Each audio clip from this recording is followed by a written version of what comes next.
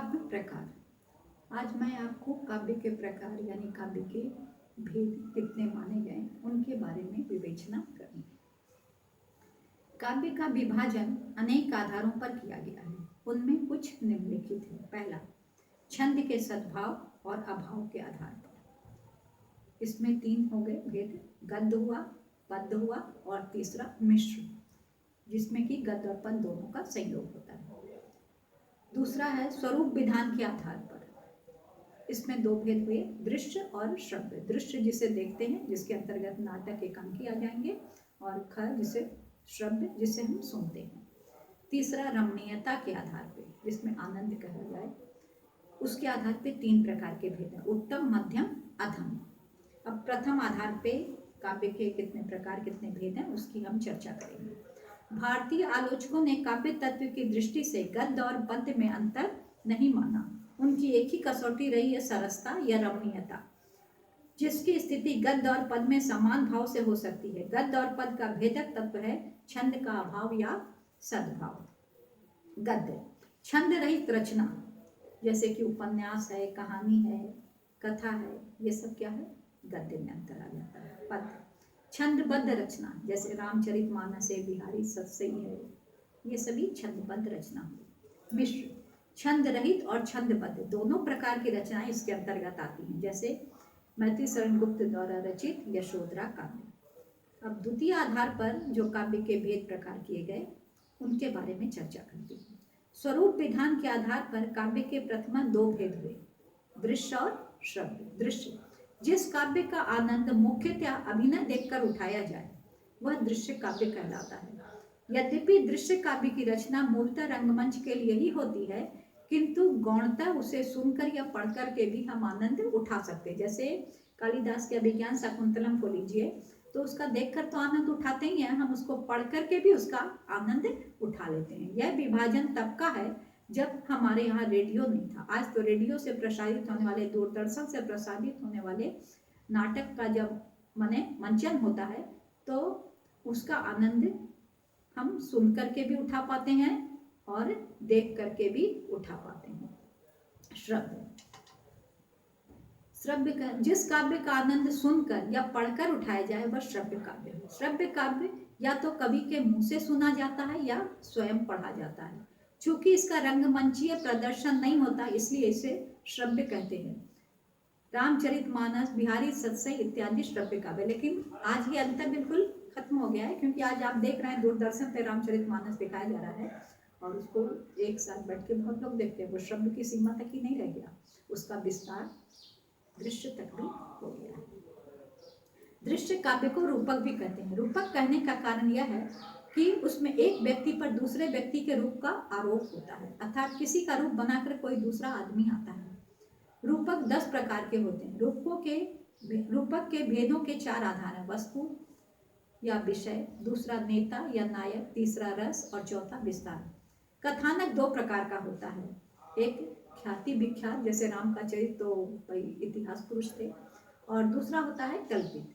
ख्यातिवृत्त कथानक वह है जो पहले से प्रसिद्ध है, जैसे राम की, कृष्ण की कथा जो है वो ख्याति प्रसिद्ध है।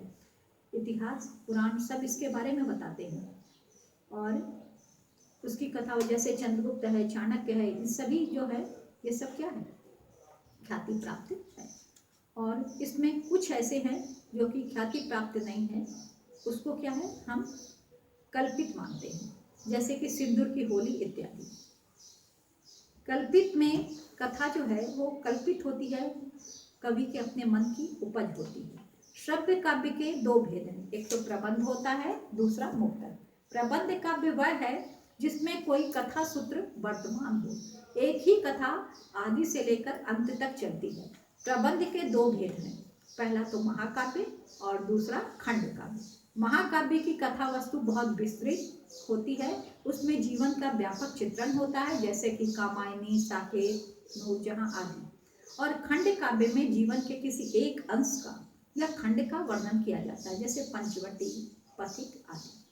अब तीसरा आइए मुक्तक। मुक्तक काव्य वह है जिसमें प्रबंध काव्य के समान पूर्वापर संबंध नहीं होता, इसमें प्रत्येक छंद अपने आप में स्वतंत्र होता है।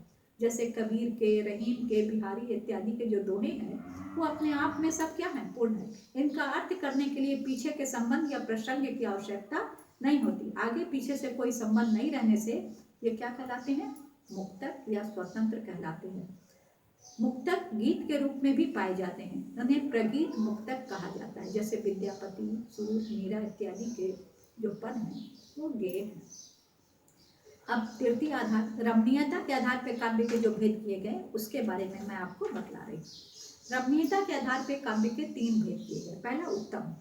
उत्तम काव्य वह कहलाता है जिसमें व्यंग प्रधान हो, अभिव्यंजना प्रधान हो। इसको ध्वनि काव्य भी कहते हैं। जैसे सीता जी से जब ग्राम बधुएं पूछती हैं कि ये दोनों युवक कौन है, तो सीता जी ने बड़ी चतुराई से दोनों का जवाब दिया। वो बहुरी बदन विधु अंचल ढाकी, पियतन चितई भौंकर बाकी, खंजन मंजू तिरछे नैननी, निज पति कहूँ तिनहि सिय सैननी। अपने मुख को आंचल से ढककर और प्रियतम की ओर टेढ़ी निगाह करके अपने खंजन के समान चंचल नैनों को पति की ओर दिखाते हुए उन्होंने ये बता दिया कि वो मेरे पति हैं। इस चौपाई में सीता की सजलता, शीलता इत्यादि व्यंजना हो रहा है कि सीता कितनी शालीनता से अपने पति का परिचय दे रही है। दूसरा है मध्यम काव्य।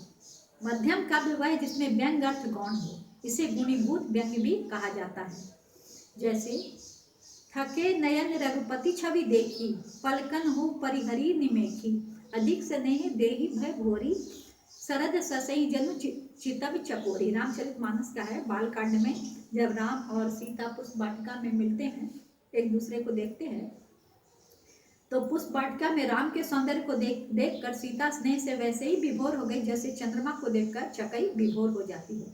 यहाँ चौपाई के वाच्यार्थ सीता का भाव विभोर होना और व्यंग्यार्थ देह भई भोरी से प्रतीत होने वाला जड़ता रूप संचारी भाव कि सीता अपनी सुध-बुध खो बैठी, जड़ समान हो गई, में कौन अधिक रमणीय यह कहना कठिन है।